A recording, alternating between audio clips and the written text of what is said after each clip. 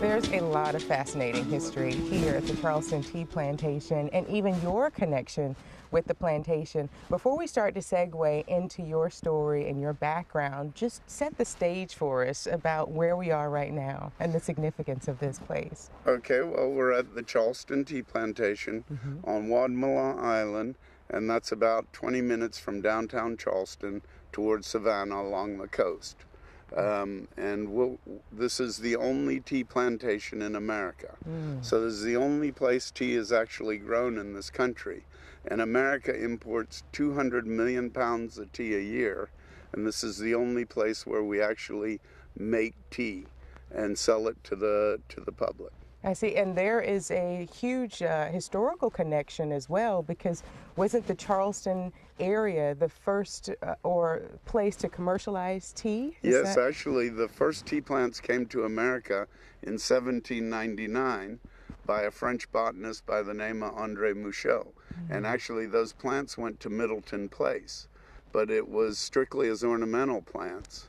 And then there'd been a number of attempts to grow tea in America.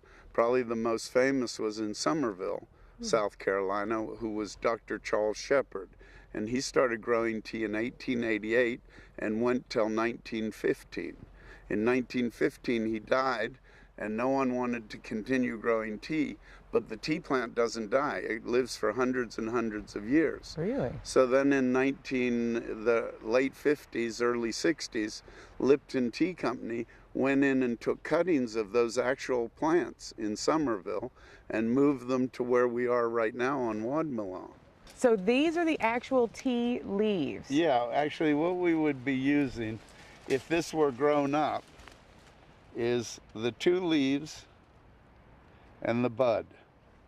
That's the next leaf that's going to open. I see. So that's what we harvest off the top of this plant. Okay. And this is what we use to make tea.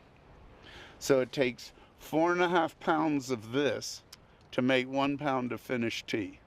I see. So is that a good looking tea leaf? No, it's very small and tiny and wrinkly and kind of yellowy. Okay. So in the summer, it's all lush green. Ah. Much bigger, big bud, everything. So this is the infant stages in a sense. Well, this to some is the degree. dormant. The plant's dormant. It's not growing anymore.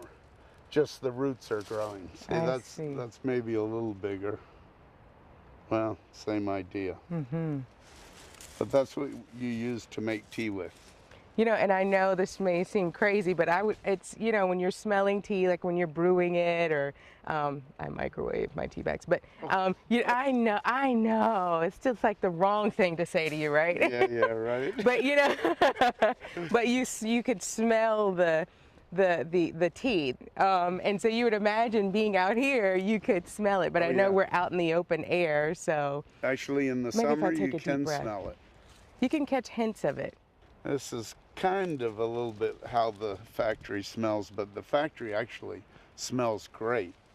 Oh, okay, yeah. You can smell it though. Nice. But actually, when we're making tea and you walk in the front door, people are like, wow, what a smell, you know? Because it comes through the doorway, everything, and just stinks up the factory, so to speak, but doesn't really stink it out. Makes it smell good. Most of the good restaurants downtown carry our tea. So you can go in and say, do you carry that American-grown tea? And one other thing about tea is tea does not improve with age. It deteriorates. So the fresher the tea, the more smooth and mellow the taste. The older the tea, the more harsh and bitter it becomes. And any imported tea could be 6 to 9 months before you as a consumer get to buy it. It's grown overseas, has to go on a ship, 3 months to the US, mixed with other teas, packed up out to the store. When we're making tea, you can get it within a week of manufacture. And it makes just a huge difference in flavor.